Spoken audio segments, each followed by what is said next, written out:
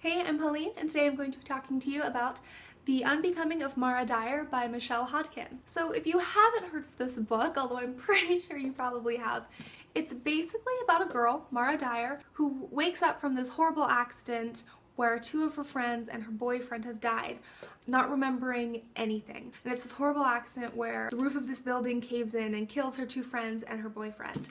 And basically her and her family end up moving away from their town so Mara can have a fresh start at life.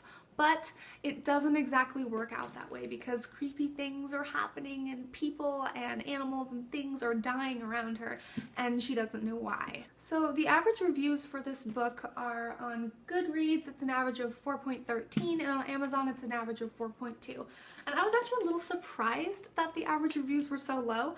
Not that those are bad average reviews or anything, but I loved this book and I was surprised there weren't more 5-star reviews because I really loved it. I will be giving this book 5 stars because it was great. First of all, it had the two main things that keep me interested and pretty much grab anyone's attention, and that is mystery / suspense and romance. It had a lot of both of those things. You're immediately drawn into it and you just fly through it. I read this in like 2 days and I'm a really slow reader, so that's like amazing for me. And this book is pretty big for 2 days and me reading it, so.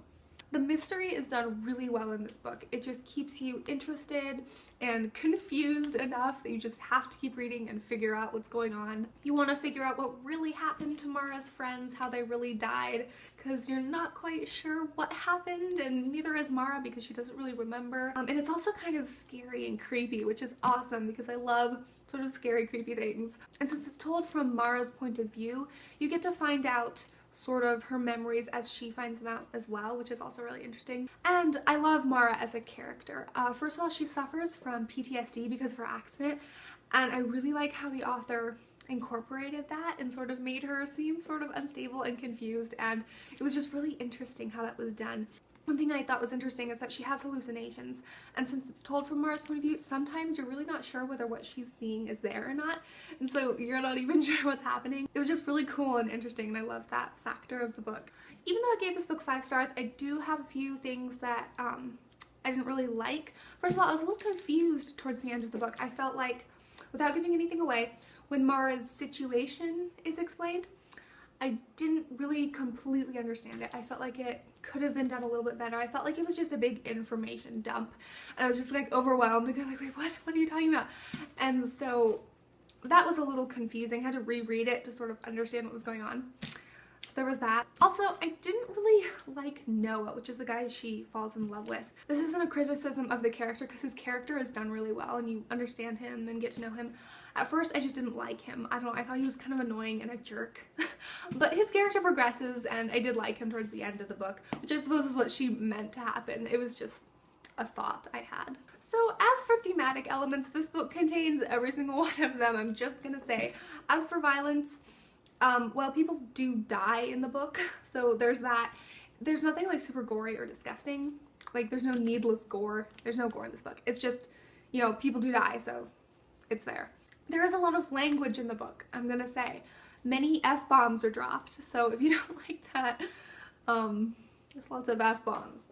And as for sexual themes, it is kind of a theme throughout the book because there's like romance, but there aren't any like sex scenes or anything, so it's not a whole lot to worry about for that. And okay, so this is kind of a spoiler, kind of. So if you don't want to hear it, leave. But I felt like I should mention it. There is kind of an attempted rape scene in the book. So if you're a younger reader or you just don't like that, I wouldn't necessarily recommend this. Let me just say, if I had been 12 and I'd read this book, there would have been a lot of things that I didn't like and I would have been very uncomfortable and I wouldn't have liked it. So I'm just saying, if you're a younger reader, just wanted to mention that it's there. But this book is still insanely amazing. I loved this book. It was so interesting. I can't believe it took me this long to read it. Gosh, it's great. It's amazing. I definitely recommend this. It's suspenseful and creepy and it just grabs your attention and you want to find out what's happening. There's lots of romance in it, which is great. The characters are done really well. You love the characters and you connect with them and you want to know more about them, and overall this book is just amazing. So again, 5 stars to The Unbecoming of Mara Dyer by Michelle Hodkin, and I definitely recommend this book. Thanks so much for watching and have a wonderful day.